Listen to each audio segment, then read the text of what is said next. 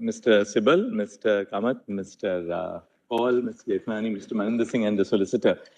We are very honored to have in our midst Chief Justice Martha Koome, the Chief Justice of the Supreme Court of Kenya, and not the least of her achievements is that she is the first woman Chief Justice of Kenya, but a judge of very high erudition who has written extensively, including on issues pertaining to constitutional law in India. Chief Justice Martha Koome wrote a judgment recently on the extent to which the basic structure doctrine would apply in Kenya when almost 73 articles of the Constitution were sought to be amended. And she's also been a part of the bench recently on the recognition of LGBTQ rights in Kenya. Before she became a judge of the Supreme Court, she was a very active member of the bar, has had wide experience in society. So we are very privileged to have the Chief Justice of Kenya in our midst this afternoon. So we were late by 10 minutes because I was trying to give her a brief wrap-up of what is being argued here. And since the matter is still awaiting judgment, we have been as objective as possible in chambers in trying to tell the learned judge about how the matter arose and what was the issues here. So we'll, yes. Honored. We're all honored. On behalf of the bar, we welcome the Chief Justice. Here with us. The other colleagues of Chief Justice Martha Koome are here, the Deputy Chief Justice. So we welcome all of you as well in our midst, and hope that you will keep on visiting our court and country more often. Thank you.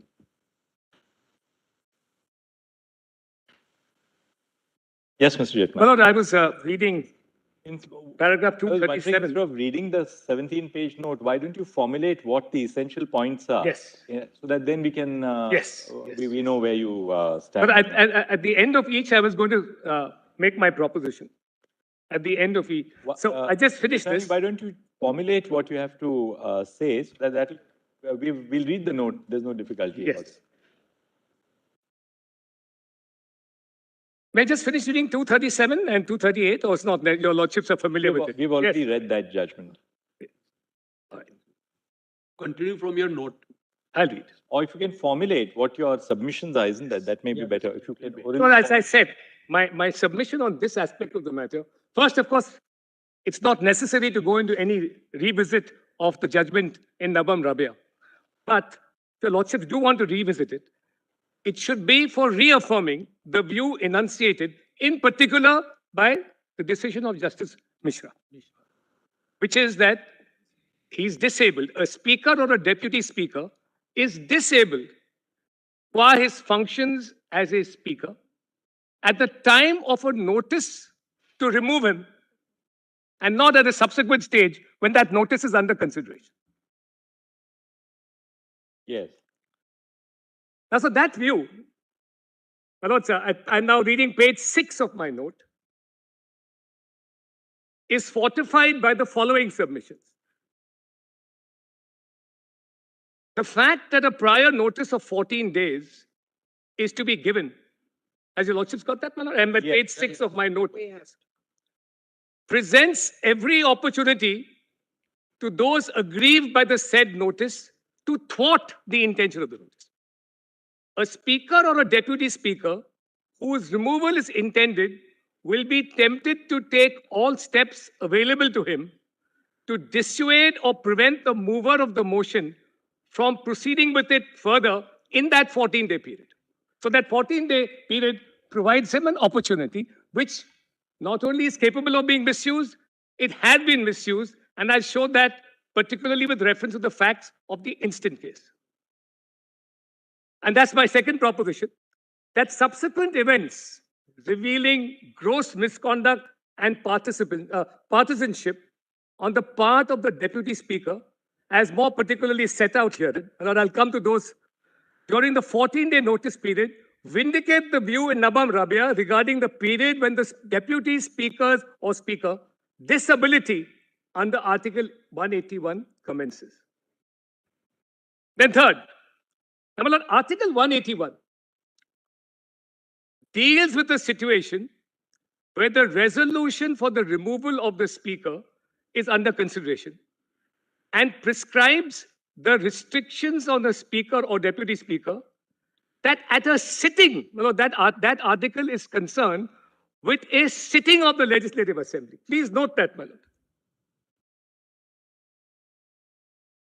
Yes. At a sitting of the Legislative Assembly, when such resolution is under consideration, then the deputy speaker or the speaker, as the case may be, shall exercise all the powers available to a member of the Legislative Assembly, but not those that pertain to the office of speaker stroke deputy speaker.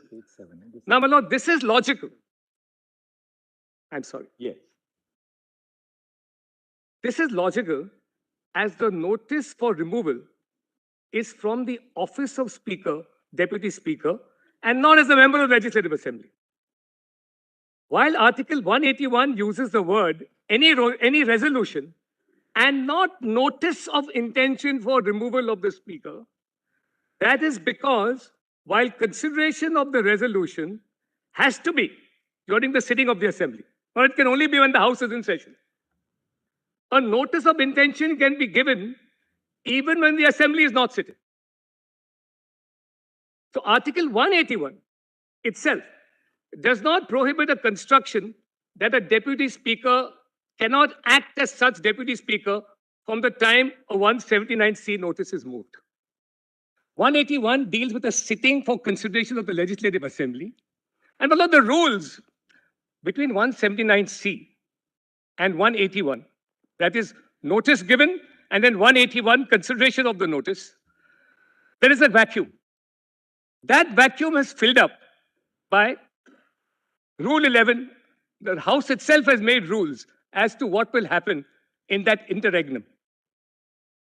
But if you just want, I'll read it very quickly. Rule 11. That's all right. We've seen the rule. We have seen Rule 11. So now there's a in short, but not he has to give a notice 14 days period, and then as soon as may be. But the House rules make it almost impossible for there to be any serious delay in the matter pertaining to disposal of this issue of his removal. Because it's only that 14-day period. Immediately after the 14-day period, he has to refer it to the House. And then, so basically it's 14 days. And so according to the prohibition, the period when the speaker is barred from considering a petition for disqualification commences the moment a notice is given. Yes. Commences the moment a notice is given. And any misuse is circumscribed by the rules of the House, which say immediately after the 14 days almost, you must put it up to the House. If you get 29 members, it will then be considered. You don't get 29 members after 14 days, the issue is dead and then. All right, what is the next point now? Then the provisions of Article 181 of the Constitution are based upon the rule against one being a judge in one's own cause. In other words, the nemo judex in cause sua rule. There is no reason why this rule should be restricted to the case of consideration of resolution, but not at the stage of notice, when a speaker who continues to function as a speaker can use his powers as a speaker to alter the constituency that will decide on his removal. So he can gerrymander the constituency that decides on whether he should, if he's allowed to remove them. And that's the whole purpose of. Now, the Lordship will kindly have, what is it that is prevented by 179 or 181? It is that the speaker cannot preside. He cannot preside over the House. That word is important. By presiding over the House, he gets several powers, which can, Malad, and his powers, at least under our constitution, are almost paramount. They're unchecked. His is the last word. Regarding procedure in the House and decisions taken, his is the final word. There's no check on it within the House. It's only governed by the rules. That's it. Now, Malad, your Lordship will quickly see two rules which have not been pointed out so far. Rules 53 and 58 of the Maharashtra Assembly Rules, PDF 34. and compilation 3C.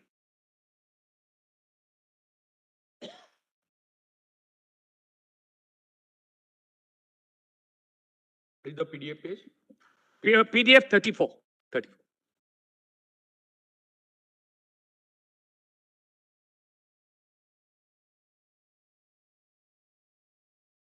I know that is the possible abuse of his power to preside. That has warranted 181. That has brought 181 into existence. Now, under Rule 53, for instance, I'm just giving an example as to what he can do to scuttle the constituency, to scuttle the number of members who might vote against him.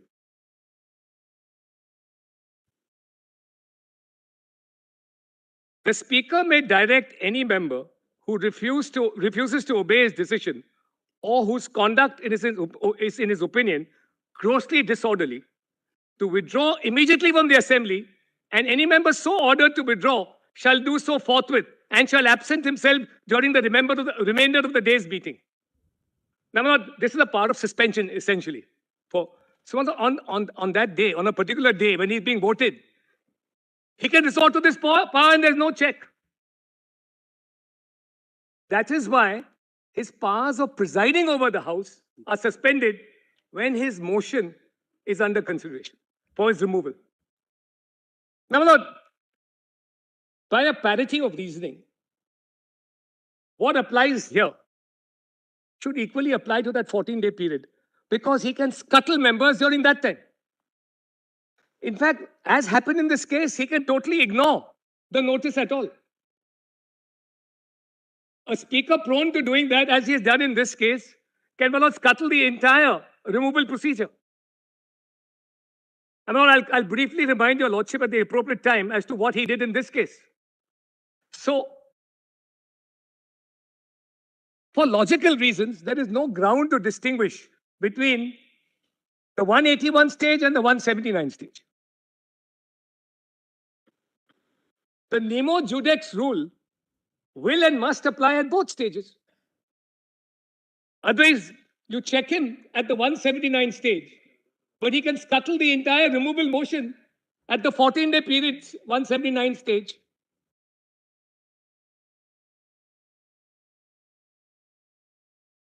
'58 is an all. 58 of the rules is his residual power. He's the final residuary authority of all power in the House. All matters not specifically provided for in these rules and all questions relating to the detailed working of these rules shall be regulated in such manner as the Speaker may from time to time direct. So anything that's not provided for in the rules is at his sole discretion. That's how powerful he is. Now, my lords, that's the proposition. The proposition is that the judgment in Nabam Rabia must be reaffirmed and put on stronger ground for the reasons I respectfully submit I have advanced in this note. There may be something to say about the then member's part, but there are stronger grounds. This judgment can be put, this authority can be put on stronger grounds if your lordships are to revisit the judgment.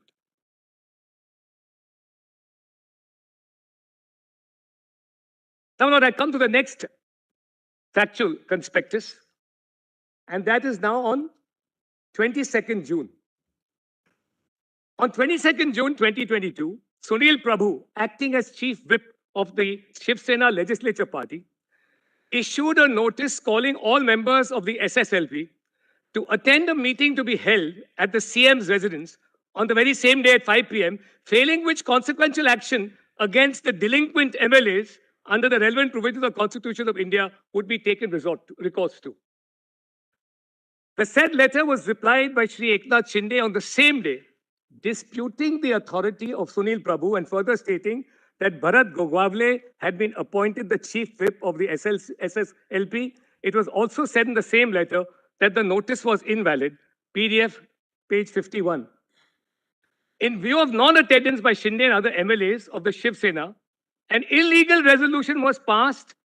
Now, please note, they didn't attend that meeting. For that very elementary ground, a notice was then issued. A resolution was passed by 14 MLAs of the UT faction, to take disciplinary action as provided under. So this is the starting point. Disciplinary action under 10th schedule. For what? For not attending the meeting. Now, my lord, the contention of the petitioner is that the notices issued on 21st and 22nd were validly issued and were binding on all members of the Legislative Assembly. Our contention that the two resolutions of 21st and 22nd were illegal for the following reasons. Prabhu had been removed as the party whip by 34 MLAs of the Eknath Shinde group on 21st June itself. After he had been removed, he issued that notice or notices. The notices were therefore without jurisdiction. Now, very important. Moreover, it is well settled that a party whip can only be issued for actions on the floor of the assembly and not outside the house. The party whips of 21st and 22nd June were misconceived and illegal insofar as their content was concerned. Now, my lord, over here, there's a new document, which is not before your lordship, but we have filed it just now, regarding the Legislative Assembly debates, the parliamentary debates pertaining to the 52nd Amendment in 1985. I'll just read the speech of one member. What is the reference? It's the last document on record.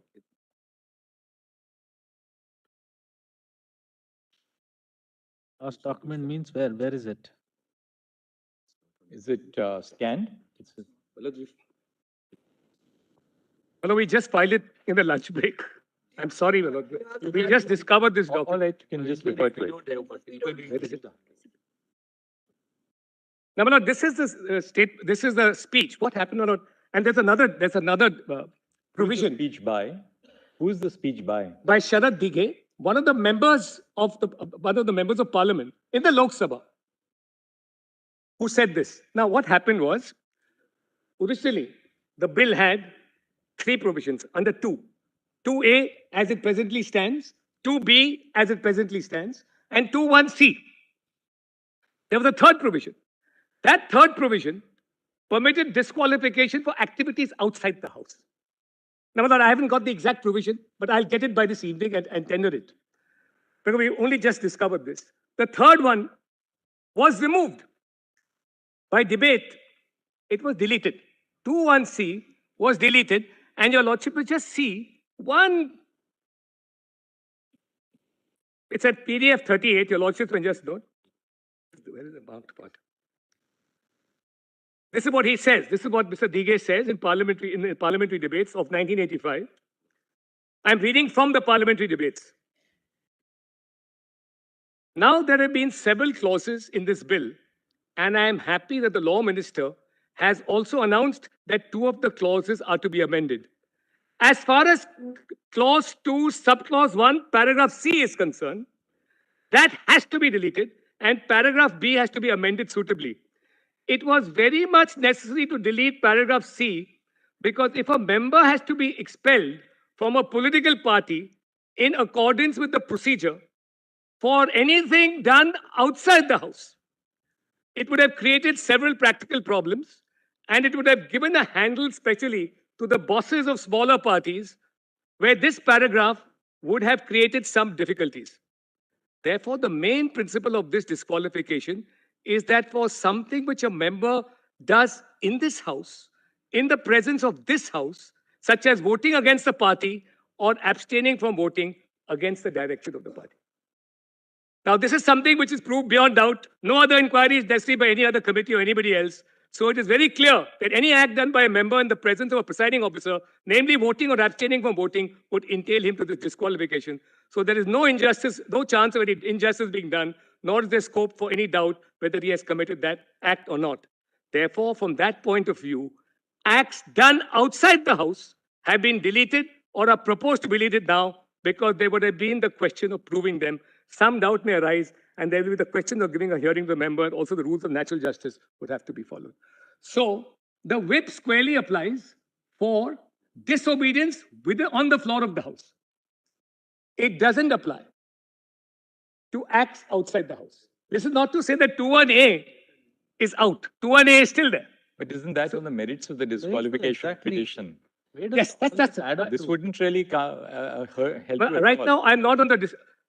Because therefore your contention would be that, well, the disqualification was not attracted. But even assuming that is so, that's the jurisdiction of the speaker. Yes, your lordship is right. It's exclusively That- within his so therefore, what is being done in this case, or proposed to be done, because it was never acted upon, what was proposed to be done by the letter seeking my disqualification was to bring in through the back door a 21A situation, which is because this was an act outside the House, which is prohibited. 21C, legislative intent was to take out 21C. Then, Mr. Jethmalani, in that sense, Mr. Sibbal's argument was that this was a per se disqualification. You're now dealing with a per se disqualification on merits. Your argument all along has been, the argument of your side has been, don't go into the per se disqualification argument at all because it lies within the domain of the speaker to decide. Now you're really by going into the merits. Actually, this is purely. No, my lord, at the moment, I'm not merits. at this moment, I'm not on the disqualification petition, which I will And come then to. you are inviting us to go into Mr. Sibbal's argument as to whether there's a per se disqualification. But I'm not. He's right, he may be right on that. But at the moment, I'm not on the disqualification petition. I am on the two letters which are sent to me. Please see the. Oh, why should we go into the merits of the disqualification at all? Because once you say All right. that disqualification lies exclusively within the domain of the speaker, then perhaps then it would be internally inconsistent for you to argue that, well, there was no disqualification. There were two grounds in the disqualification petition, and they were both based on this letter. But you can very well stop at the place where you can very well say that, hey, sir, it is the prerogative of the speaker to consider. We will, why should we? That It is can not stop. 10, mister. It can stop there. Your lordship is absolutely. Don't try to justify whether there was a disqualification or not. I agree.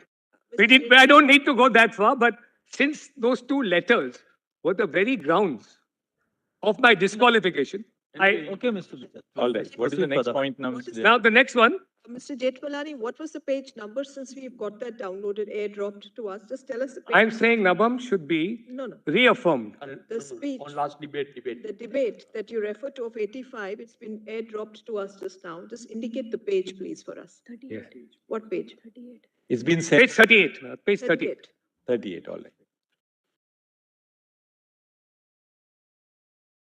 Now the second. Now don't bring these serious matters. What's the next point? The next point is that the fact of 34 MLAs being part of the real recognized Shivsena, and this is more substantial, was disclosed to the Deputy Speaker in the said MLA's letter on 21st June, wherein they had enclosed the resolution of the same date, which clearly spelled out Mr. that which part? I'm reading now at P11. P11. P11 is written. What happens? Page 11. Yes. The second point. All right. That the fact of respondent 34 MLAs being part of the real recognized Shivsena party was disclosed to the Deputy Speaker in the said MLA's letter on 21st June, wherein they had enclosed the resolution of the same date, which clearly spelled out that they were the real Shivsena party. The Deputy Speaker ought inter alia to have desisted from proceeding any further with the disqualification petitions, as it should have been obvious to him that there being now two groups, each claiming to be the recognized Shivsena, the dispute on the issue was a matter which was squarely within the jurisdiction of the Election Commission under Clause 15 of the Symbols Order. So, my lord, the proposition here is that once the claim is made that we are the real Shivsena, as opposed to a second group, that we are, in other words, that we have both legislative and organizational majority or heft, the Speaker should desist from proceeding further with a disqualification proceeding pending an adjudication by the ECI, because the Speaker can only go into legislative matters. He cannot go into the organizational situation. In the facts of this case, I may say one more thing. In the facts of this case, all the MLAs in this case, all MLAs, this is part of the party constitution. All MLAs, all MPs of every house are ex officio members of the Pratinidhi Sabha, which is the supreme organizational body of the Shivsena. So even if the speaker in this case were to adopt the twin test, the second one being the organizational issue. But Mr. Jethan, this point Mr. Kaul has also already made, that it is not the case of your side that there was either a split or merger in the political party. The contention was that a rival faction in the Shivsena represented the real Shivsena. And this has now been found to be true and correct by the subsequent order passed by the ECI. Right. So a question was posed. Therefore, Mr. Kaul has made that point. I don't think you need to. So the question was posed whether what should be the conduct of the speaker when such a situation has been pointed out to him. You are saying not a split. You are saying that he has no jurisdiction at all. He has no jurisdiction. He must submit to the jurisdiction of the ECI. He should desist from pursuing the disqualification proceedings further.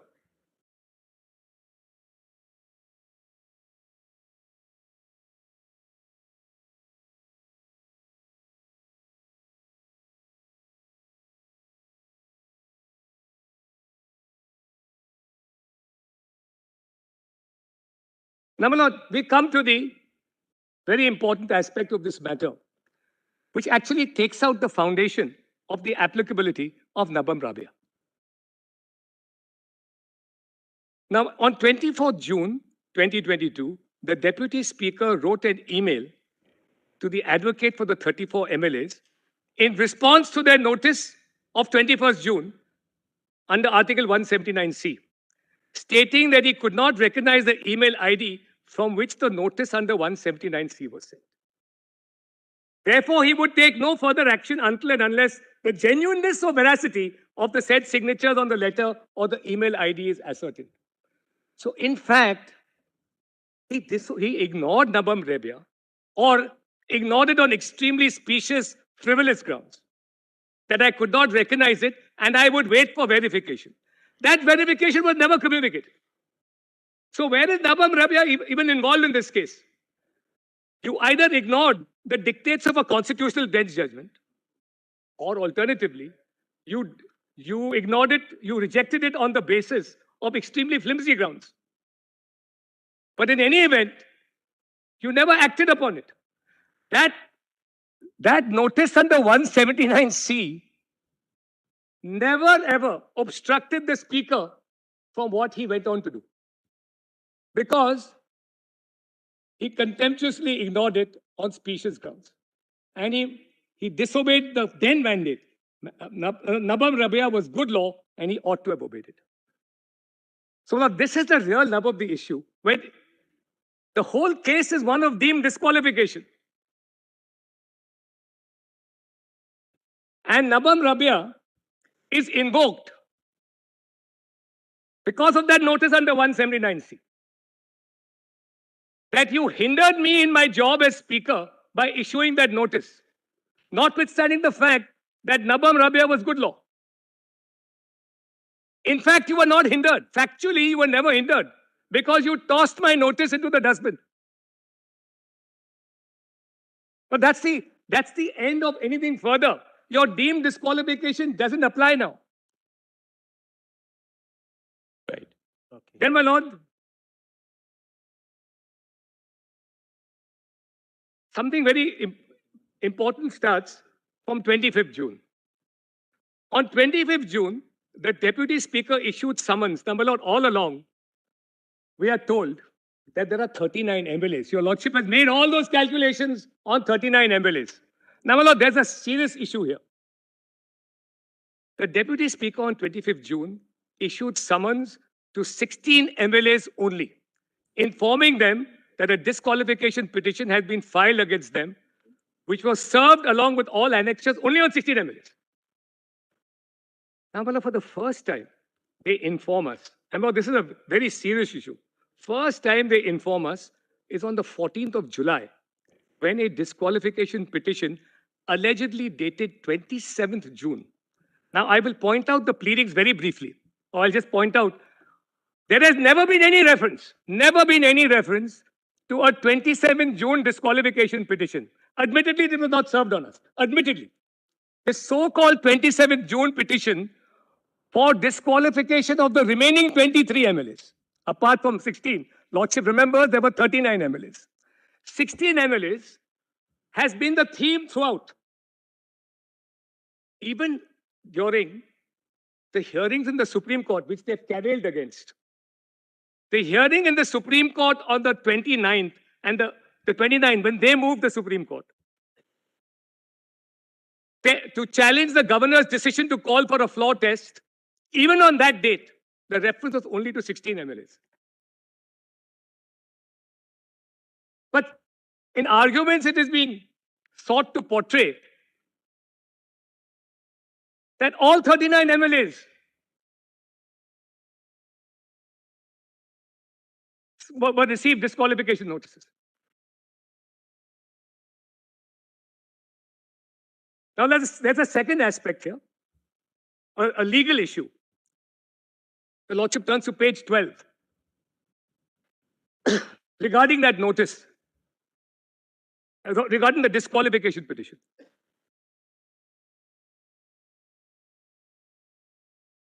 In every pleading, your Lordships will note that contrary to what is being suggested to your Lordship, in every pleading, there is no mention of the remaining 23 MLAs. That is a matter which has misled this court. I had no idea myself till it was pointed out. I assumed that was always 39 MLAs. But it has throughout been, and there's a reason for that. There's good reason why they only served these disqualification notices and petition to 16. Because they wanted to split the two camps. 16 still made it possible for them to survive a majority on the floor of the House. 39 most certainly didn't. So till the last minute, they only talked about 16. It is only after the new government came into existence, the new speaker was appointed, the new government came into existence, that they referred to 39 MLAs. We'll just get up for 2 minutes. Yes, sir. The Chief Justice of Kenya has to have other meetings, and we'll come back in 2 minutes.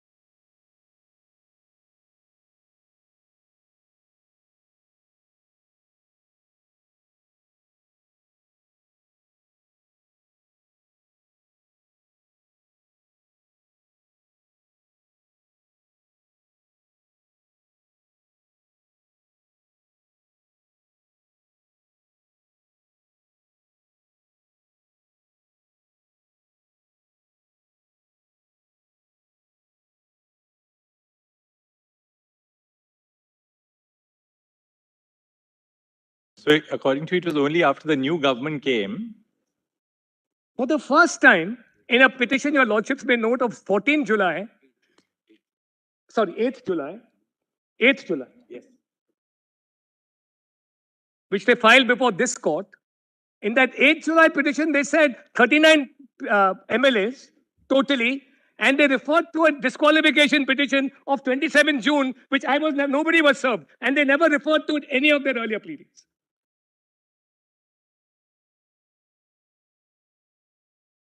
Now, this whole exercise on 16 MLAs would never have taken your lordships so many days, unless you all wanted to revisit Nabam and all that. But on facts, if they had been fair and said there were only 16 MLAs disqualified at all times and not more, the situation was purely academic. And the reason is malified. Why this division? The reason is malified. You wanted to split the two. You were hoping that you would get back 23 of them and your majority would survive. That is why only 16 MLAs. But when the government fell, that necessity didn't arise. When that government fell, that rationale had gone. Now you wanted to topple the whole government.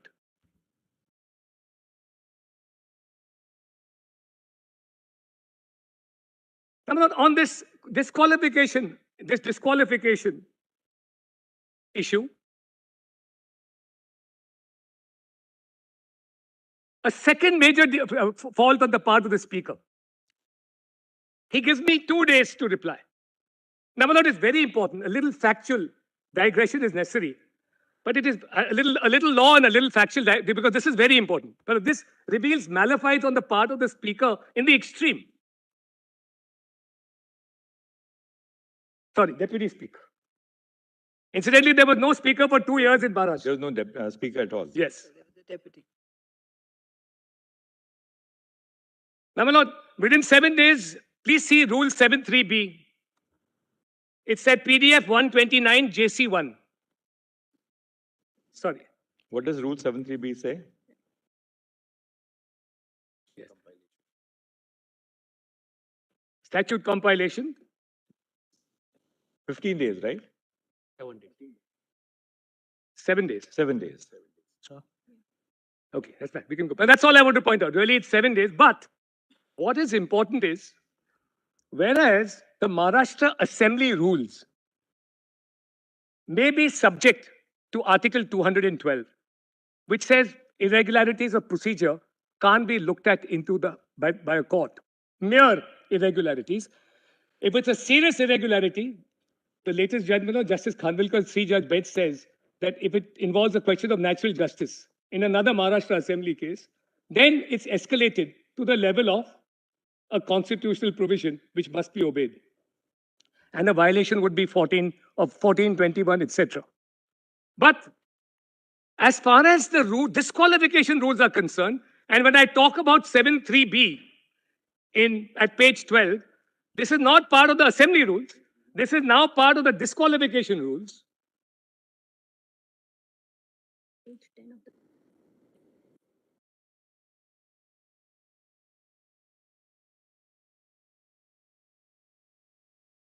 And these are framed under paragraph 8.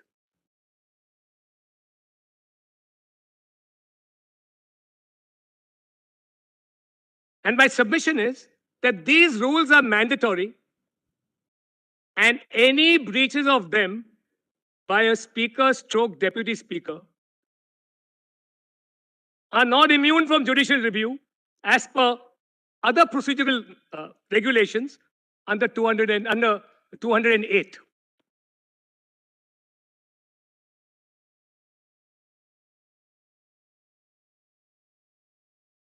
Whose effect are diluted by 212.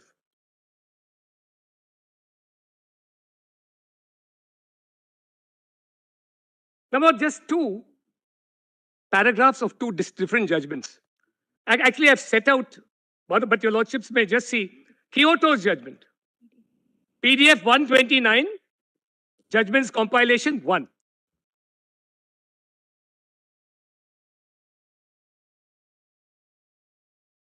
You are referring to these Kyoto and Srimant to say that principles of natural justice is mandatory. There's no dispute on that. Take that point. Not just that, it's a specific reference to the. I'll just read one paragraph. The lordships will see what I'm getting at. Para? Para 97 in Kyoto. page 129, PDF 129. Para 97. Yes. It's not just the rules pertaining to natural justice. Paragraph 8 rules are all immune from the dilution provided by Article 212. Because these are, I'll tell you, Lordship, the reasoning comes there. Please see that. That's why I want your Lordship to just see it. The reason is contained in paragraph 96.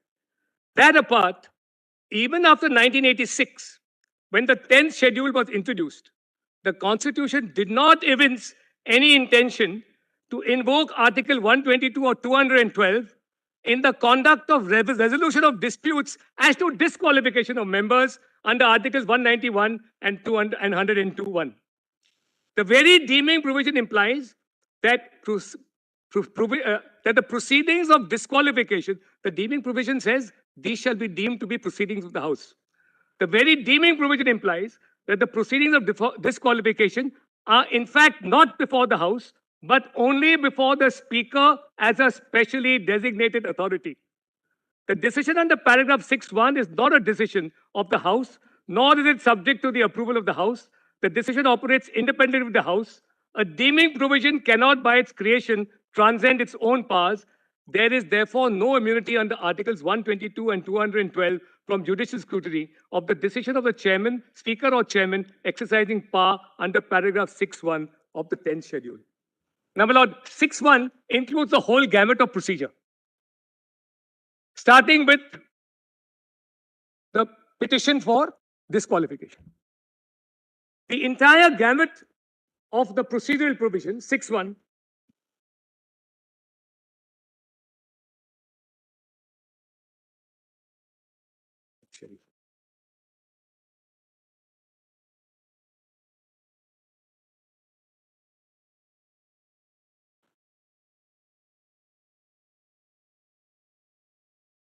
and your Lordship may then just see 8.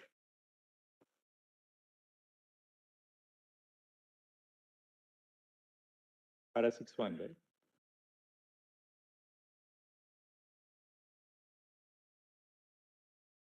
It says, subject to the provisions of subparagraph 2 of this paragraph, the chairman or the speaker of a house may make rules for giving effect to the provisions of this schedule, and in particular, and without prejudice to the generality of the foregoing, such rules may provide for, and your Lordship may kindly turn to D. D. The procedure for deciding any question referred to in subparagraph 1 of paragraph 6. So when my learned friends talk about the Supreme Court intervening with that notice period, which is prescribed, I'm talking about the 27th decision, which is prescribed under rules framed under 8, i.e. 7(3)(b), the Supreme Court was fully justified. The bench of that day was fully justified.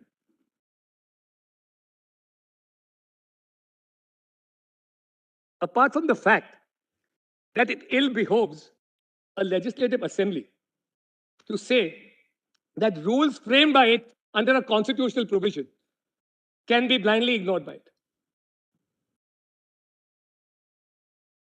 I mean, they are the legislators. If they set that precedent, God save the rest of the country. Now, my Lord, even in the latest case of Shrimant Patil, I'll just read it from my note, the relevant provision. Even the latest case of Shrimant Patil, hello, that was the, I'm now at the bottom of page 12, on D. I'm on D.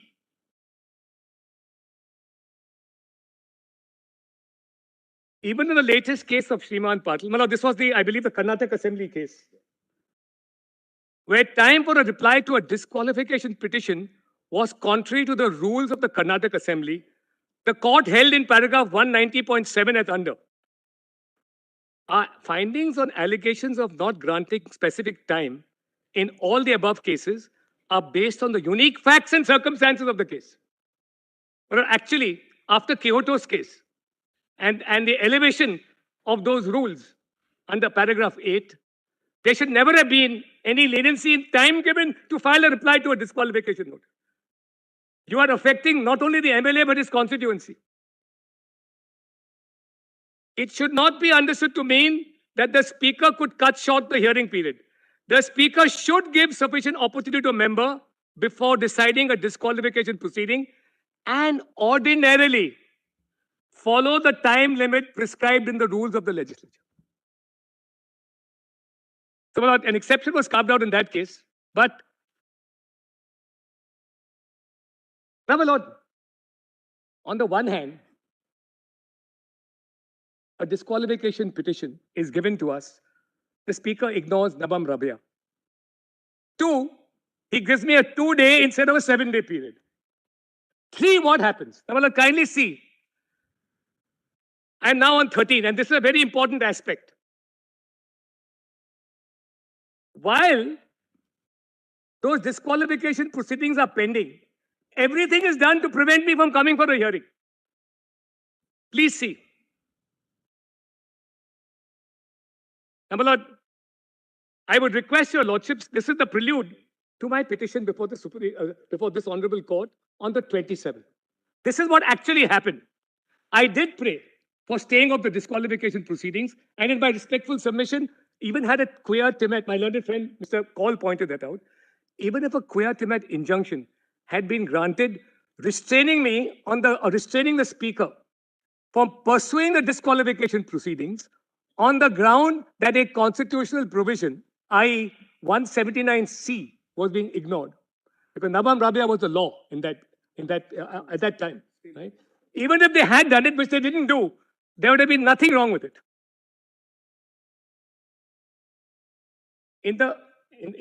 What they actually did ultimately was only confine the reliefs granted to police protection, and I'll come to your lordships why, and the time period extension from 7 to 14, from 2 to 12 days. Now, my lord, your lordships will kindly see the threats that were given to me. First, your lordship will kindly see, and this is very important because I couldn't come. They prevented me from dealing with my disqualification application. First, they ignored the 1979C, they chucked it to the dustbin. Secondly, they gave me practically no time, 2 days. And then, kindly see the threats that were issued to me. So the first one your lordship may see is 24th June. Not necessary to read the threats. You've relied on para 97 of Kyoto. You've also distinguished. But very important. We take it that it was compelling for you to come to Yes, the court. but I'll summarize what those threats were.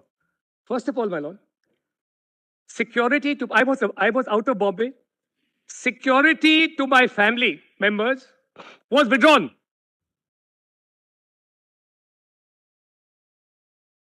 Death threats were being given, security was withdrawn, and publicly there were pronouncements of the leaders of the Uddhav Thackeray faction that if I come back to Bombay, if I come back to Mumbai, my bodies would be sent straight to a crematorium.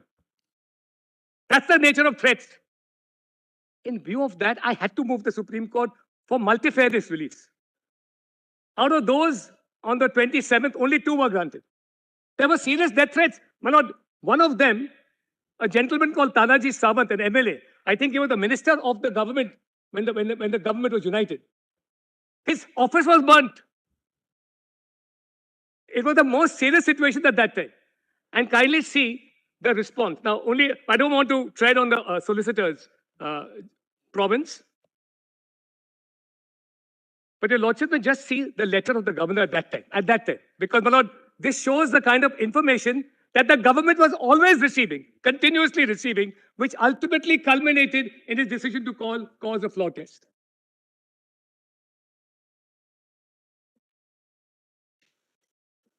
Page 306 PDF. Sir, it was read and reread. That letter to the governor was read and reread. Correct? So we know that these are the things. Correct. Earlier there is a threat, and earlier there was a coalition government. There is a breach. Everything has been read, Mr. No, this letter pertains to the governor saying the situation is extremely serious. Correct. That we have. Please give them security. Look, we're talking now about a speaker and a government that ignores a constitutional mandate. I just want to see what is happening. The thread. You throw out the leader of the legislature party. He gives you a notice fearing disqualification under 179C. You ignore it on completely specious grounds. Then you serve me the next day. Next day, you serve me a disqualification petition for 16 MLAs. Divide and rule. When I get that disqualification petition, in the notice you say, reply within 2 days. Contrary to rules, mandatory rules. And finally, you prevent me from coming to Mumbai. I'm entitled to a hearing. You prevent me from coming to Mumbai with death threats and withdrawal of security to my wife and children and burn houses. Conduct of the speaker, therefore, needs to be, that's the only reason why, notwithstanding that the fact that the factual basis of this case doesn't warrant any legal relook at Navam Beria. Because as I said earlier, Navam Beria was never an issue because the notice was never ever acted upon. Notwithstanding that fact, restrictions circumscribing misuse of power by the speaker need to be imposed. And Justice Mishra's judgment in Navam Beria needs to be reaffirmed. So I'm not going into the governor's letter. What else, Mr.? I'm not under Article 164(2). My learned friend talks about a very high constitutional principle. He elevates the entire conspectus of this case to the evil of defection. The evil of a speaker and a government hell-bent upon power is an even greater evil. But there's a constitutional principle, which the Lordship just look at G at page 14.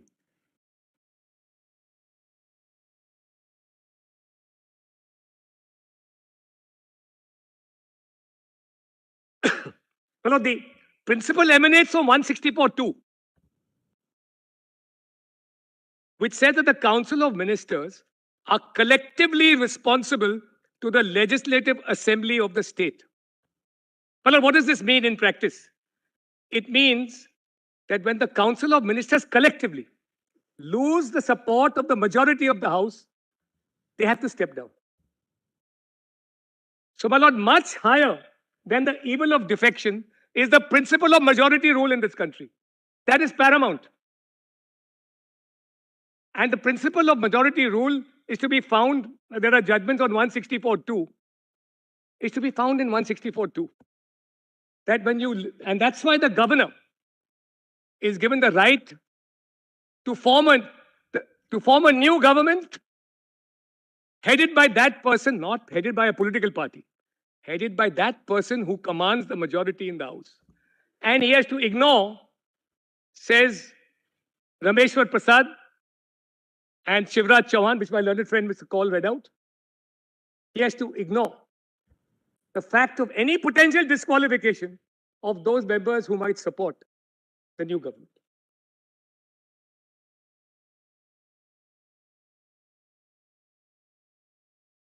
Now, my lord, at page 15, your lordships may note point 2, H, main heading H, Supreme Court refused to grant stay on floor test.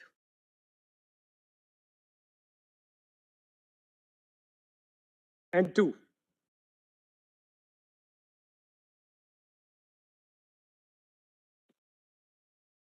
So these two, I'm not going to read these petitions, but they say there are only, on 29 June, and they say that there are only 16 MLAs disqualified.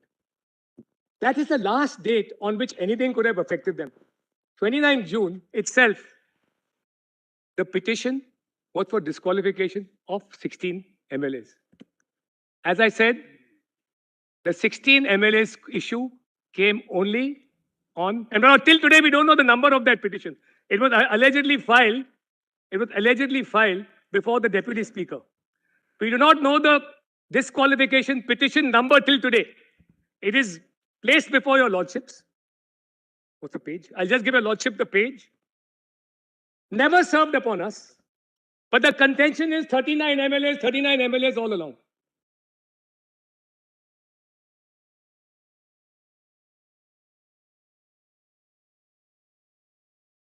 Now, just the last three points very briefly. At page 16, K, L, and M. Sorry, J, K, and L.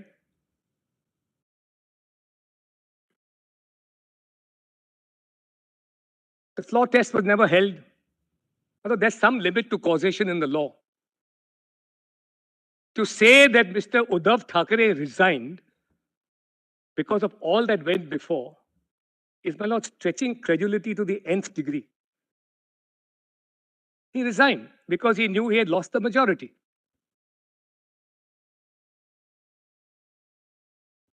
But, my lord, there has to be, this is too remote a cause in law for that to be a consequence of all that happened before.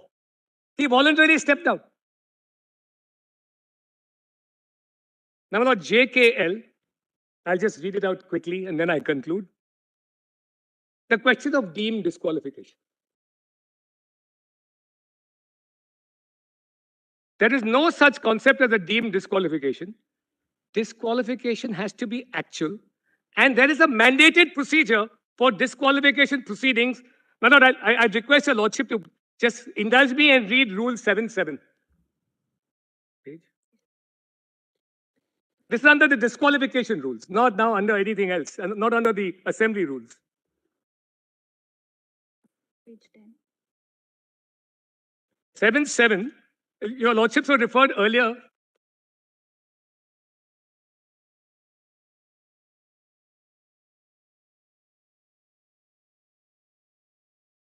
Sorry. The lordships were referred earlier to 7.3b, which was that notice period.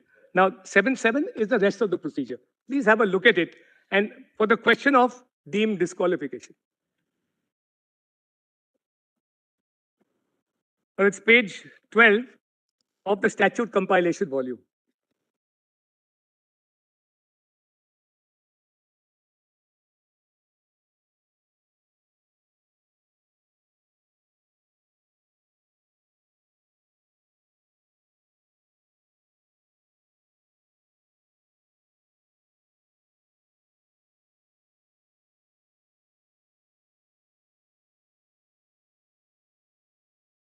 Yes, sir. This must be quite threatening. Huh? Our presence must be quite threatening. Acha, you said presence. Presence. We have heard patience. No. We thought our patience. Inquiry under sub-rule 4 shall be, so far as may be, the same as the procedure applicable for the determination by the committee of any question as to breach of privilege of the assembly by a member, and neither the speaker nor the committee shall come to any finding that a member has become subject to disqualification under the 10th schedule without affording a reasonable opportunity to such member to represent his case.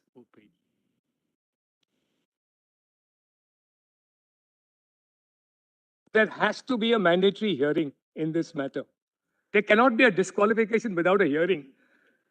Therefore, to talk about a deemed disqualification in the absence of a hearing is to suggest this. Now, my lord, it is suggestive, my submission on this point. A deemed disqualification is suggestive of a contention that the reply of a delinquent MLA and the hearing which he has the right to before the speaker are both empty formalities. It further suggests that the speaker would be necessarily of predetermined mind and partisan bent. To deem disqualification, that means the hearing is an empty formality. Something which a litigant who claims to be upholding lofty ideals and unbiased procedure should be loath to canvass. Then, my lord, equally untenable is the contention of dating back of a disqualification.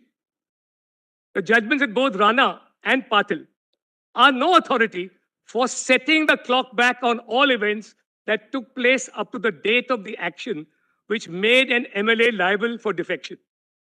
A plain reading of those judgments, well, what Mr. Kaul has read them out, clearly reveal, see, for example, Rana's case in paragraph 34, that the speaker has to decide. That's all that Rana is authority for. The question of disqualification with reference to the date on which the member voluntarily gives up his membership or defies a whip. It is really a decision ex post facto. The phrase ex post facto does not entail retrospective operation. The argument also completely ignores Articles 189.2 and 191.2 of the Constitution, both of which clearly indicate that an order of disqualification only had retrospective effect. Particularly important, my lords, is 191.2, which says he shall be disqualified when he is disqualified. It has only, disqualification only has prospective effect, not retrospective effect. And lastly, my lord, L, I've already taken this point, so I won't repeat it. But I am deeply grateful for a very patient hearing. Only couple of points, Mulad, not to repeat anything. We have, I think, heard Mulad the same thing over time and again. But if your lordship may just have a note, we had filed it, and Mulad, there are brief submissions which are put in the index itself. The points have been flagged, Mulad. First point, Mulad, if your lordship have got that note, I. Hold a second.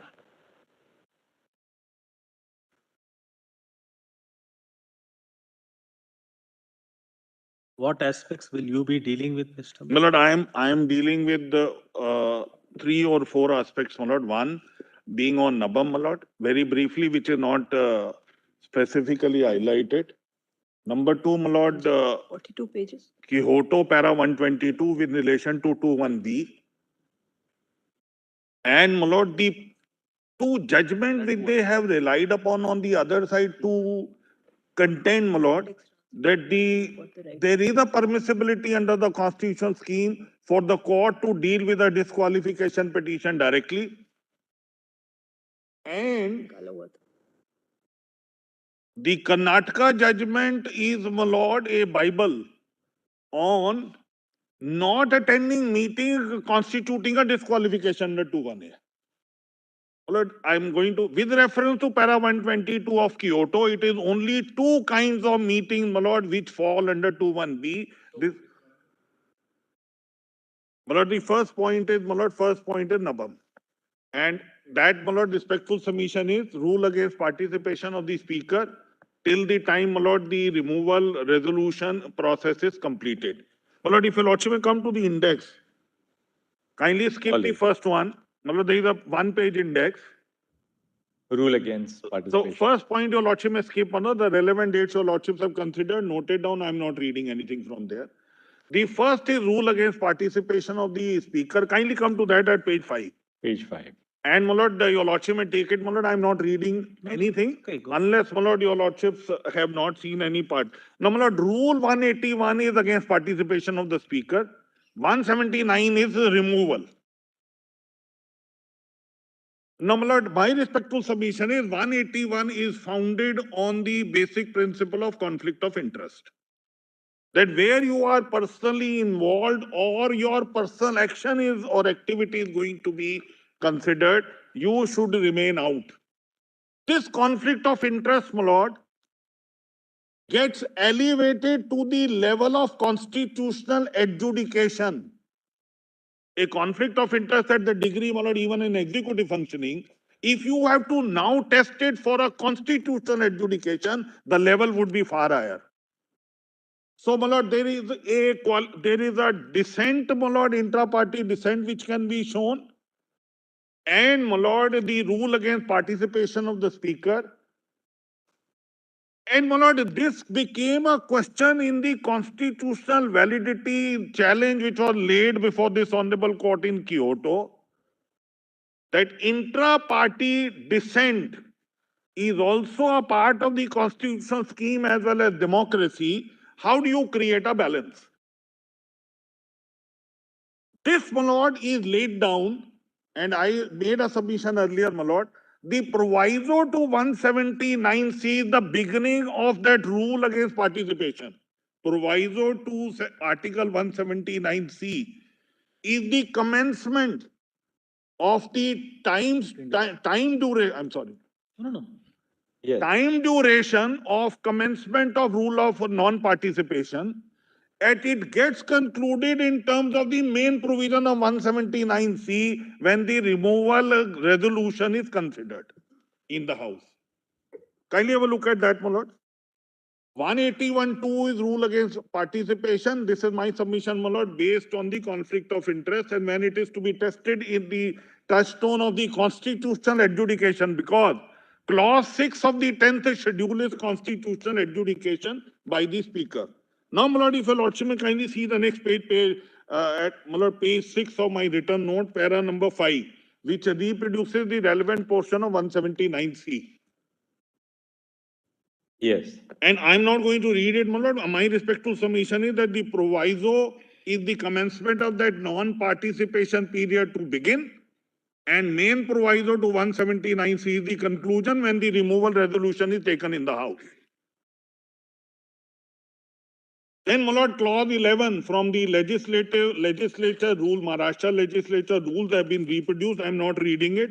I want to read, my lord, these three paragraphs again from Justice Honorable Mr. Justice, as his lordship then was not Deepak Mishra's judgment, from para 235 to 238, which are reproduced at page 8 and 9.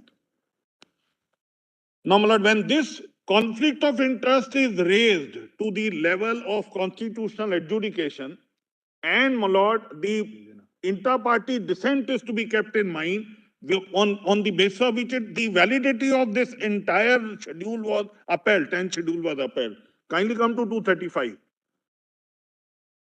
The purpose of referring to the said article is to highlight the nature of participation of the speaker. Yes. I'm sorry, my lord, if I'm missing something. No, yes. The purpose of referring to the said article is to highlight the nature of participation of the speaker when the question of his removal arises. It is clearly different under the Constitution. He is entitled to take part in the proceedings and speak. Therefore, he is in a position to contest. Appreciating the scheme of the Constitution and especially keeping in view the language employed in the first provision, Article 179C, it is quite clear that it is the constitutional design that the speaker should not do any act in furtherance of his interest till the resolution is moved.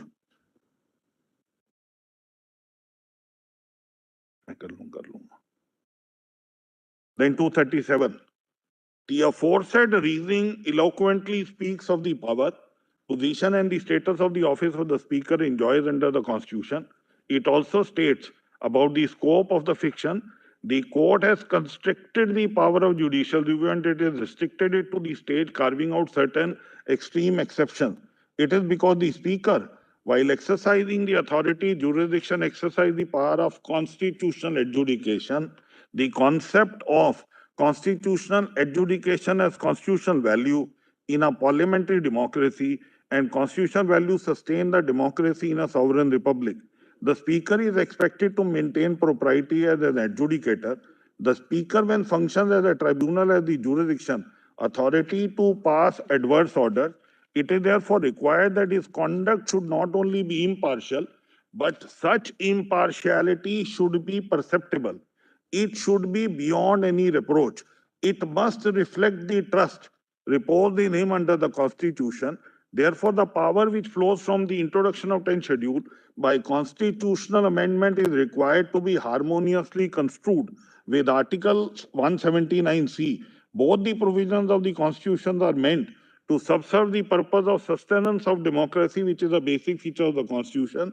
Manoj Rula, we are speaking about democracy as opined that democracy in India is a product of rule of law, and it is not only a political philosophy, but also an embodiment of constitutional philosophy. Thus, regard being had to the language employed in Article 179C of the Constitution and the role ascribed to the Speaker under the 10th schedule, it is necessary that Speaker as a tribunal has to have complete detachment and perceivable impartiality.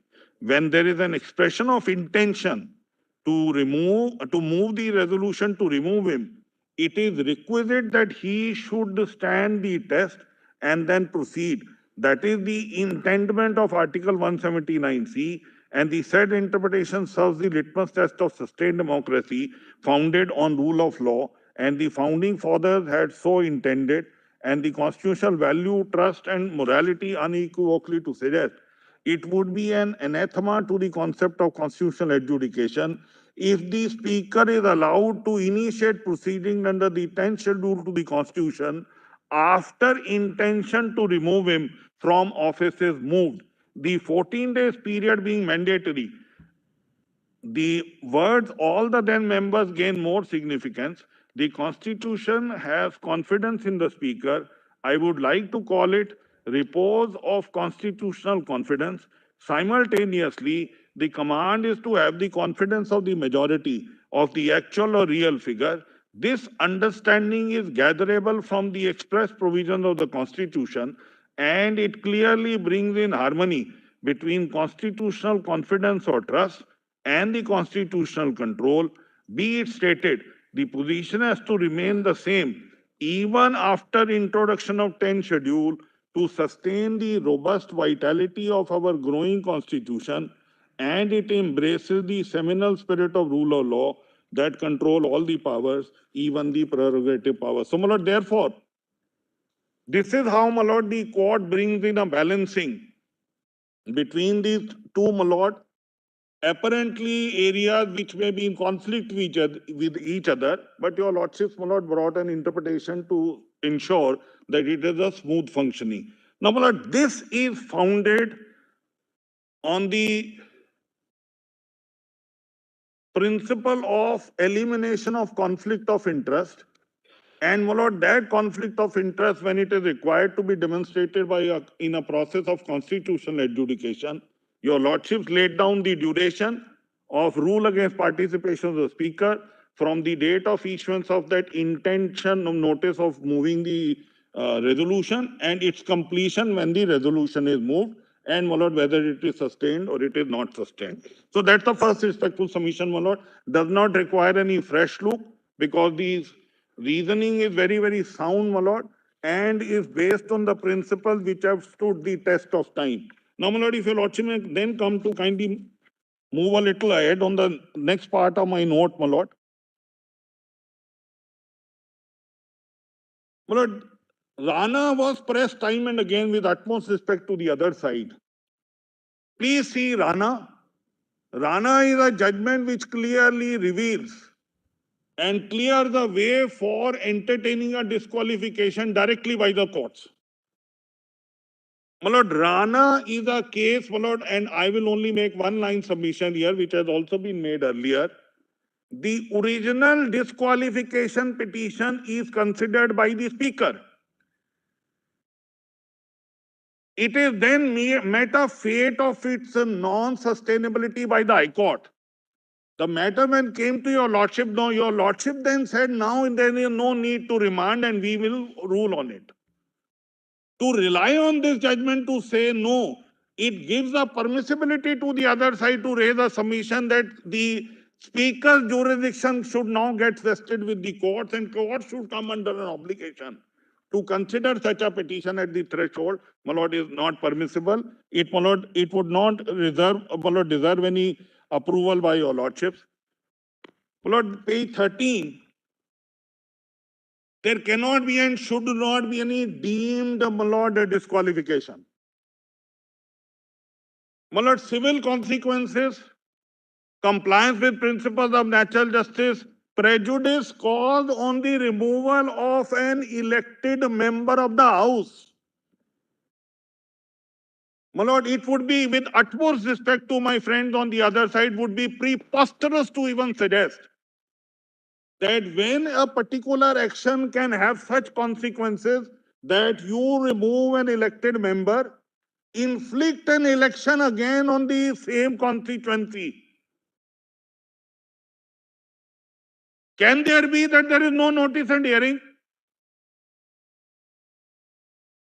Because, my lord, to say that there is a deemed disqualification is making a submission of complete elimination of any process to be followed before giving that, my lord, position. No process to be followed. If a gentleman, according to that test, commits an act, he must go home straight away, whether elected by a constituency of, say, 20 lakhs people. My lord, MP constituency now between 16 to 20 lakhs. So the expression of their will toward the democracy must suffer a deemed removal, a negation totally, or totally unknown to any civilized society norms. Forget the constitutional scheme. The suggestion itself, with the utmost respect, is preposterous. Should not deserve, my lord, even to be entertained as an argument. And, my lord, only thing which I want to rely additionally, a judgment of 3 judges, my lord, of your lordships, which I have cited, my lord, at page 13, para 7, where, my lord, leading evidence in a 2-1A petition, your lordships have remanded it back that full opportunity, including leading of evidence, would flow from 2-1A.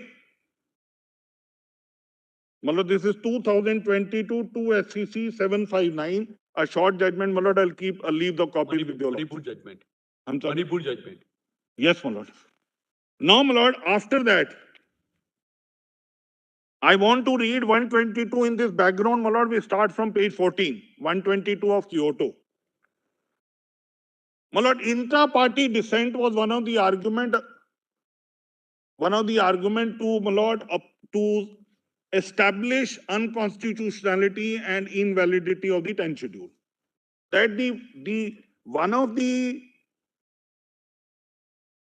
rights of elected candidates is to speak against their own party if need be. That itself is a part of democracy. That how much I can speak on various large public interest issues within my party or outside against my party. Can this be curtailed totally in the name of party discipline and embarrassment to the party? Can it be curtailed totally? Should it be eliminated? My lord, your lordships upheld the validity and kindly make a note of para 44 of Kyoto, 17, 44, 121, 122 and 123. Let me repeat, my lord, 17, 44, 121, 122 and 123.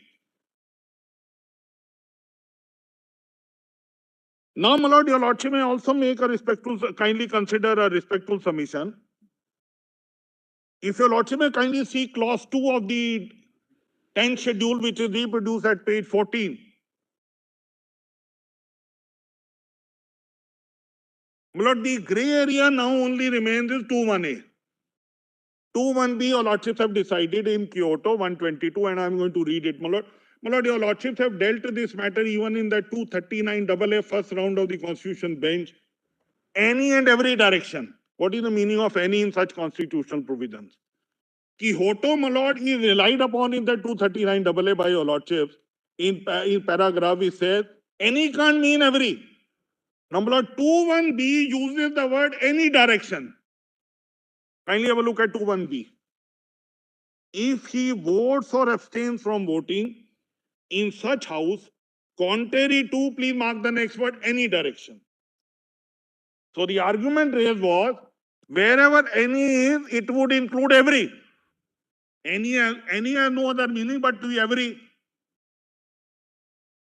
So this was pressed into service that the language is so clear, how can this be curtailed?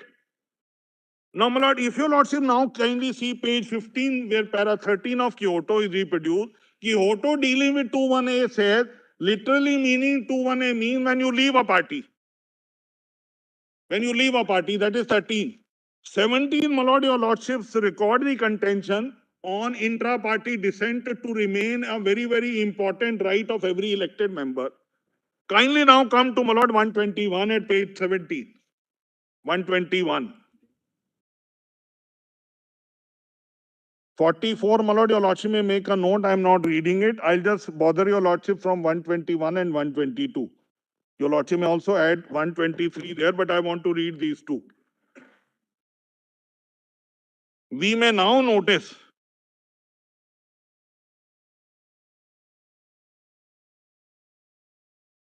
one other contention as to the construction of the expression. Any direction occurring in para 21b.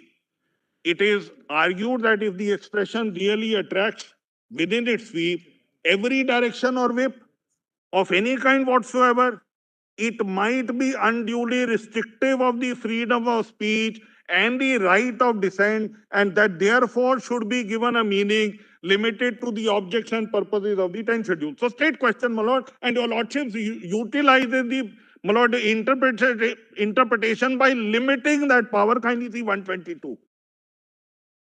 While construing para 21b, it cannot be ignored that under the constitution, members of the parliament as well as the state legislators enjoy freedom of speech in the house through this freedom is subject, though this freedom is subject to the provisions of the constitution and the rules and standing orders regulating the procedure of the house, article 1051, 194.1, the disqualification imposed by 21b must be so construed as not to unduly impinge on the said freedom of speech of a member. This would be possible if para 21b is confined in its scope by keeping in view the object underlying the amendments contained in 10th schedule, namely to curb the evil or mischief of political defections motivated by the lure of office or other similar consideration. The said object would be achieved if the disqualification incurred on the ground of voting or abstaining from voting by a member is confined to cases where a change of government is likely to be brought about or is prevented, as the case may be, as a result of such voting or abstinence, or when such voting or abstinence is on a matter which was a major policy and program on which the political party to which the member belongs went to the polls. What was your manifesto? How did you go to the poll? What presentation you made? For this purpose, the direction given by the political party to a member belonging to it, the violation of which may entail disqualification under para 21b would have to be limited to a vote. Now kindly see, my lord, would have to be limited to, please mark this word one here, my lord, because these are only two situations. One, first, a vote on motion of confidence. That is number one. So it is limited to only two situations. One, when there is a vote of confidence in the house, and where the word starts, my lord, or it is two. Or two, no confidence in the government, or where the motion under consideration, I'm sorry, my lord, the second or, the two is where the motion under consideration relates to a matter which was an integral policy and program of the political party on the basis of which it approached the electorate. The voting or abstinence from voting by a member against the direction by the political party on such a motion would amount to disapproval of the program on the basis of which he went before the electorate and got himself elected, and such voting or abstinence would amount to a breach of trust reposed in him by the electorate. Kindly see, there is a coalition. They left the coalition, they got the votes on coalition. And the argument is made against us. The vote is by the coalition. You are responsible for that vote which is given in your favor on that presentation. Therefore, my lord, dissent against the leader.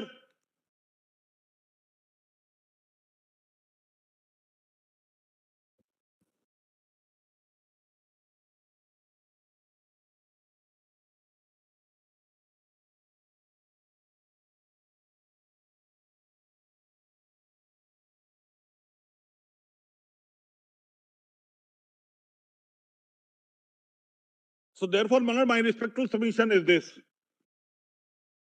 that 122 restricts it to only two kinds of whips or direction which fall within the purview of 21B. There is no other whip or direction which your lordships have now permitted to be falling within the purview of 21B. I go a step further, my lord. If, my lord, there is a vote in the house, two situations can be there. There can be a whip or it is absence of any whip. Can it be said, my lord, a whip to attend a particular meeting not in the house, outside, nothing to do with the vote or a policy? Can it be put in 21A if it doesn't fall under 21B, because under 122 it doesn't fall under 21B? Any direction or a whip for any meeting outside, nothing to do with what? Or these two categories. It doesn't fall under 21B because precondition for 21B is a whip or a direction, which gets restricted only to two categories. Now, these two categories, when there is no whip, can it be brought by any speaker to say, I will put it under 21A now? Impermissible. It would be abuse of that process and usurpation of a non-existent jurisdiction by the speaker. And they are raising it to a deem. There are two meetings of the party. In the present case, two meetings of the party, not for a house meeting for vote. The merits of the matter, Mr. Malin. I'm sorry, my lord. These are on the merits of the matter. I'm not on merits, my lord. I'm on the with utmost respect, my lord. I'm not going to the merits. I'm conscious. This will only be in the context of merits only. My lord, the judgment. In the sense that speaker could not have gone into this issue. I'm on the other, I'm deeply obliged, my lord, your lordships are pointing out to me. I'm conscious. I'm only answering because one of the judgment which they have relied upon is that any direction which is not complied with, therefore we are saying it is a per se automatic disqualification. You are answering that per se point that even we should not decide in this manner. I'm only, my lord, I'm respectfully only saying that judgment, my lord, I showed to your lordship that judgment also doesn't say so, because in your lordship may straight away come to, at this point, my lord, kindly come to page 29 of this note. I'll come back a little later, my lord. Kindly come straight away to 29. I'll finish in, my lord, next 5-7 minutes. Kindly see page 29. My lord, repeatedly, my lord, an argument is made that for not attending the meetings and defying the direction on that account is per se disqualification. And kindly see at page 29, Srimant Balasaheb Patil's case, my lord, which is pressed into service again and again. Only 3 points on that, my lord. They had resigned from the party, those 17 MLAs, number one. Number two, they failed to attend two meetings which were not 21B meeting. And three, failed to attend the trust vote, violating the whip leading to falling of the government. Not the other meeting. So your lordship said, in the light of these facts, we declare that this is the consequence. What I am highlighting and, my lord, pressing in service before your lordship kind consideration, define the whip for attending the trust vote in the house. That, my lord, this judgment doesn't have any applicability in our case. And, my lord, similarly, if you kindly see page 28, all the three cases, my lord, which have been relied upon, there is something more than not coming to the meeting. Kindly see, my lord, Ravi Nayak, the two members of one political party, MGP, supporting the chief minister of the other party. Then secondly, Mahendra Prasad Singh, he was elected on the Congress ticket and then as MLC and then goes as an independent, leaving that party. Similarly, Mala Rana, they say 13 candidates say, no, bring the Samajwadi party into power. And, my lord, followed by the Sriman Balasaheb, there is a defiance of not attending the meeting in the house when the vote is to take place and the government falls. And last, my lord, my last submission is, kindly, my lord, come back to the judgment, my lord, of Yadurappa. My lord, at page 22.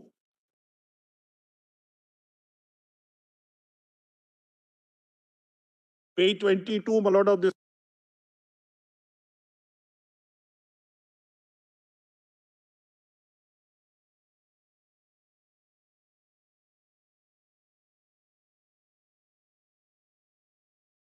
Opportunity to Mr. Mehta today. I'm finishing, my No, lord. no, my lord, my lord, I am counting, my lord. I have only taken approximately 20 minutes. Give some opportunity today to him or tomorrow. That is Today, my lord, today. It's right. today. It is on its way, my lord, today. Right time to begin, my lord, for me. Last word also.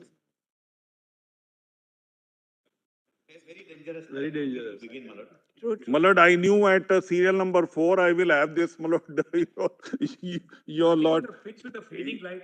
Your lordship No, you can. enormous patience, my lord. I will not test it, my No, lord. I can't afford to do that. Only last submission, my lord, last. No, you continue. No, My lord, having come this far, go ahead. Inter-party dissent, my lord, which became the subject matter of judgment in Yadurappa's case, my lord. It came from High Court, my lord. There was a dissent between two honorable judges, Honorable the Chief Justice and Justice Kumar. And then, my lord, Justice Kumar didn't agree with the Honorable the Chief Justice, Justice Kehar there, my lord. And the matter was referred to third judge. And your lordships, my lord, the Honorable the Chief Justice Kehar had held that they are two disqualified. The third judge agreed with the Honorable the Chief Justice. Justice Kumar's view was no, they have not been disqualified because they were opposing the leadership of Yadurappa. Your lordships accepted that judgment of Justice Kumar and my lord held that it was not a disqualification. I've only, my lord, taken the liberty to reproduce 2-3 paragraphs from Justice Kumar's view, which is para 45 and 62 at page 22 and 23, which I'm not reading. I want to read few portions of 3-4 paragraphs of your lordship judgment in Supreme Court in Yadurappa and thereafter sit down immediately. Page 22 and 23 of that note.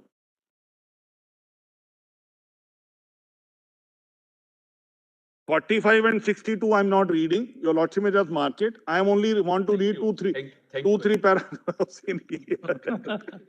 My lord, I will do it without even your lordship. All right. Page 22 and Yes, 23. my lord. Kindly come to my lord. Para 122 again. They are not leaving us, my lord, para 122 from Koito to Yadurappa. Although Mr. Suraj. Yes, my lord. Although Mr. Sarabji was at pains to point out the language used in the matter was similar to the language used in Article 356 of the Constitution, which according to him was an invitation to the governor to take action in accordance with the said article. The same is not as explicit as Mr. Sarabji would have us believe. The constitutional process as hinted at in the said letter did not necessarily mean the constitutional process of proclamation of president rule, but could also mean the process of removal of the chief minister through constitutional means. On account thereof, the Bharatiya Janata Party was not necessarily deprived of a further opportunity of formulate a government, forming a government after a change in the leadership of the legislature party. In fact, the same is evident from the reply given by the appellants on 9th.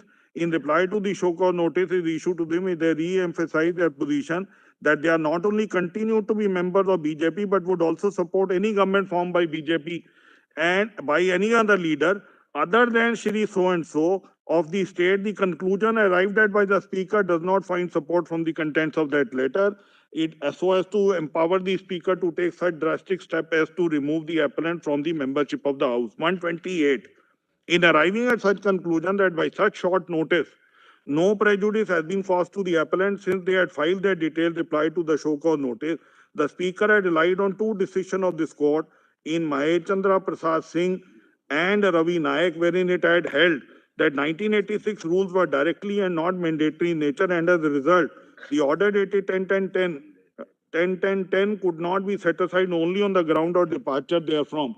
Even if less than 7 days' time is given to reply to the show cause notice, the legislature must not be prejudiced or precluded from giving an effective reply to such notice.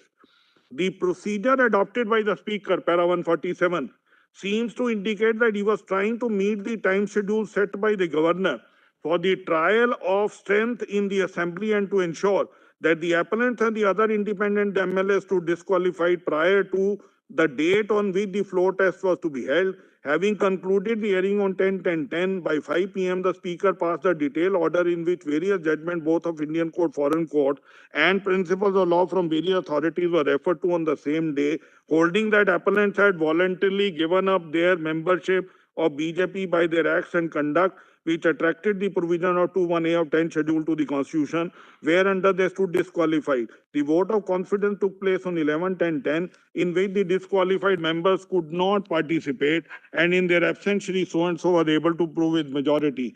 Unless it was to ensure that the trust vote did not go against the Chief Minister, there was no conceivable reason for the Speaker to have taken up the disqualification application in such a great hurry. Although in Dr. Maheshchandra Prasad case and in Ravi Naik's case, this court had held that the disqualification rules were only directory and non-mandatory, and that violation thereof amounted to only procedural irregularities and not violation of a constitutional mandate. It was also observed that Ravi Naik case that such an irregularity should not be such so as to prejudice any authority who is affected adversely by such breach. In the instant case, it was a matter of survival as far as the appellants were concerned. In such circumstances, they deserved a better opportunity of meeting the allegations made against them, particularly when, except for the newspaper cutting said to have been filed by Shri so-and-so along with the disqualification application, there was no other evidence at all available against the appellant. Having considered all the different aspects of the matter and having examined the various questions which have been raised, we are constrained to hold that the proceeding conducted by the Speaker on the disqualification application do not meet the twin test of natural justice and fair play. The Speaker, in our view, proceeded in the matter as if he was required to meet the deadline set by the Governor, irrespective whether in the process he was ignoring the constitutional norm set out in the 10th schedule to the Constitution and the disqualification rule, and in contravention of the basic principle, and go hand in hand. The appeals are allowed. Order of the Speaker was set aside. So, my lord, this is the test which your lordships have laid down, and my lord, therefore, I appeal to your lordships, my lord, that this case, my lord, with your lordships now deciding on that day of deference of, my lord, consideration to refer the Nabam's decision to larger bench. Insofar as the other points are concerned, nothing would survive, my lord. That's our respectful submission. It is only academic, especially, my lord, when the gentleman concerned did not face the vote of confidence in the House. That's our respectful submission, my lord. Deeply obliged. So Thank you, Mr. Maninder Singh. Mr. Mehta, how long would you take? But, 1 hour outer limit, maybe 5-10 minutes more. Right. So by between 11 and 12, we'll give you an hour tomorrow. Mr. Sibyl, how long would you take after that? Between you and Dr. Singh? I don't think so, Malas. I'll take the end of the day because 5 days have been taken this side, Malas. I might just respond. But now I think we have to wrap But it up. best bets is your lordships tell me which are the areas your lordships want clarification. I'll answer it. There's no issue. I have no What problem. you can do is, Mr. Sibyl, you can start your rejoinder, and then if you feel that we can go to the next point, we'll tell you that. There's no issue, Malas. I didn't trouble your lordships on the earlier occasion. I won't trouble you again, Malas. I'll just answer all the But questions. if possible, it would be good if both you and Mr. Dr. Singh, we can. That may not be possible, Malas. That may not be possible. That may not be possible. Your lordships have been so very 10 patient. minutes of Mr. Kamath or 10 minutes of the clock? By the clock. Your lordships have been so very patient, Malas, with all of us. 12 o'clock, we'll start tomorrow. Yeah, that's fine. 11 o'clock to 12 o'clock, Mr. 12 o'clock Mehta, is- and 12 o'clock for your I'll start, rejoinder. Malas. No issue. 12 o'clock will start. Please. Okay.